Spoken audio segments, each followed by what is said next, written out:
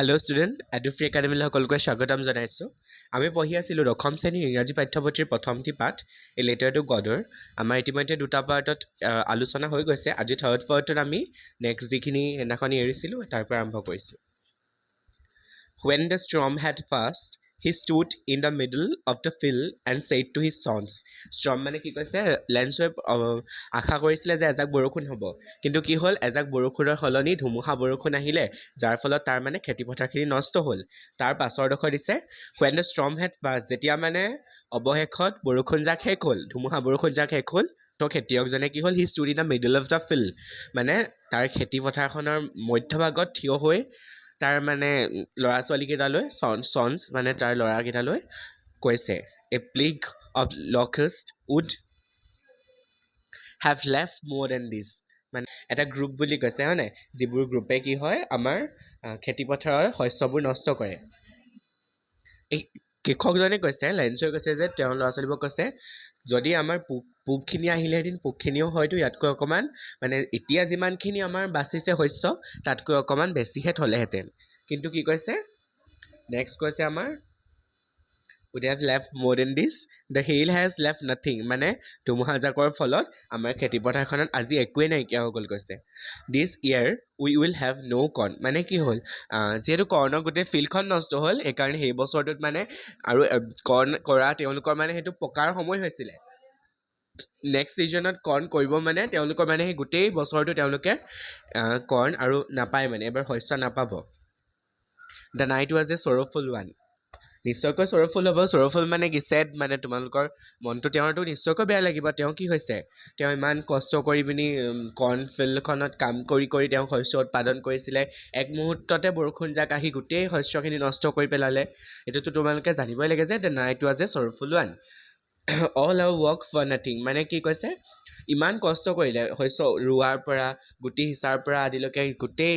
দিনে ৰাতিয়ে তেওঁ সেই শস্যখিনিৰ লগত লাগি লাগি কি হ'ল, লাষ্টত একোৱে নাপালোগৈ। কি কাৰণে নাপালে, কাৰণ বৰষুণজাকে ধুমুহা বৰষুণজাকে গোটেই শস্যখিনি নষ্ট কৰি পেলালে।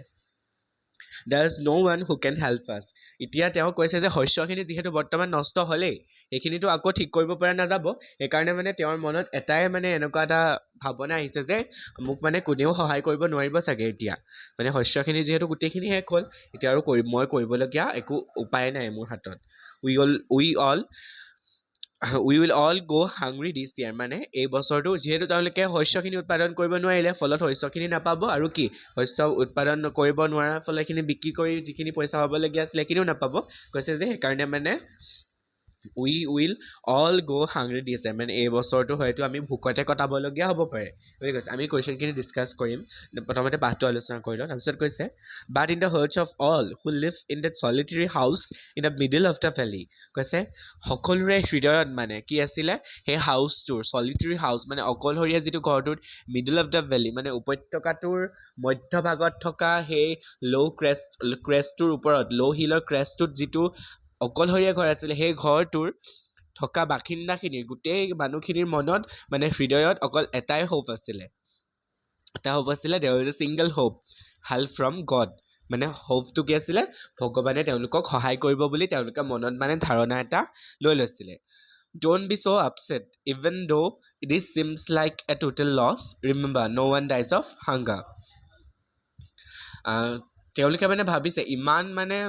মন বেয়া কৰি কি কৰিম, ইমান মন বেয়া নকৰিবা সেইবুলি মানে মনতে ভাবিছে। even though this seems like a total loss, মানে কি হৈছে, এইটো নিশ্চয়কৈ তোমালোকৰ মানে এনেকুৱা লাগিছে যে আৰু এইটো ইয়াতকৈ মানে একো লষ্ট হ'বই নোৱাৰে, এইখিনি যিহেতু গোটেই শস্যখিনি লষ্ট হ'ল আৰু কি কৰিবা, মানে আমাৰতো শস্যখিনি আকৌ আমি ঘূৰাই নাপাওঁ, সেইকাৰণে মানে গোটেই বস্তুটো লষ্ট হৈছে এনেকুৱা নিচিনা লাগিছে। কিন্তু মনত ৰাখিবা, remember no one dies of hunger, মানে ভোকত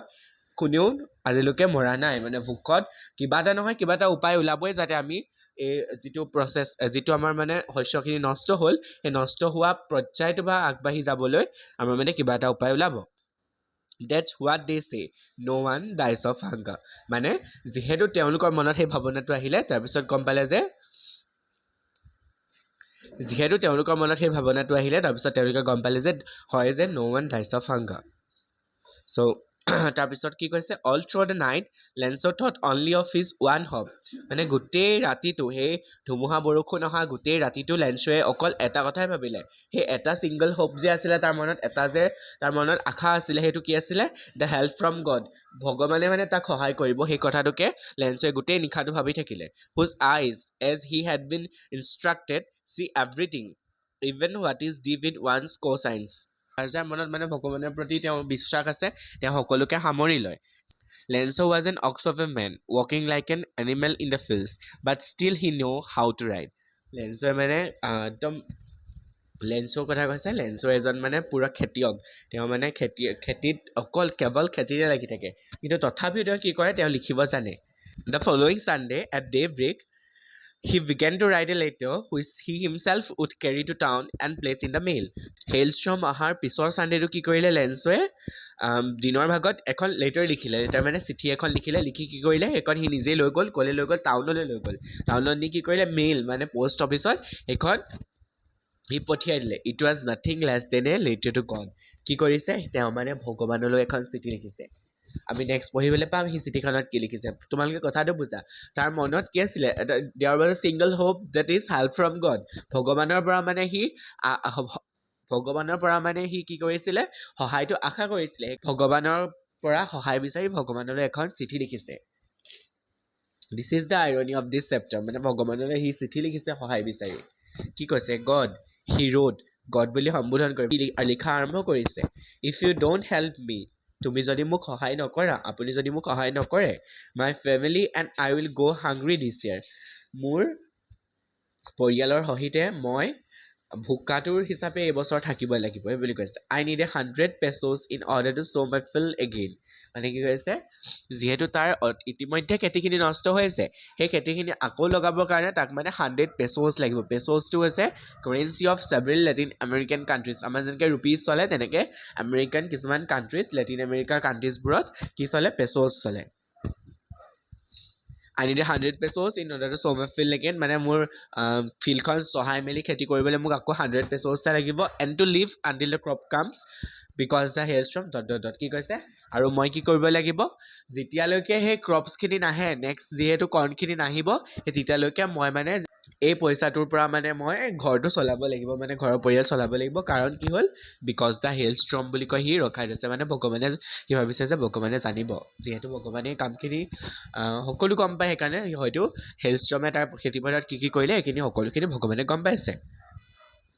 He wrote to God on the envelope, put the letter inside and still trouble went to down. কি কৈছে সি এনভেলপটোত ভৰালে চিঠিখন ভৰাই পিনি এনভেলপটোত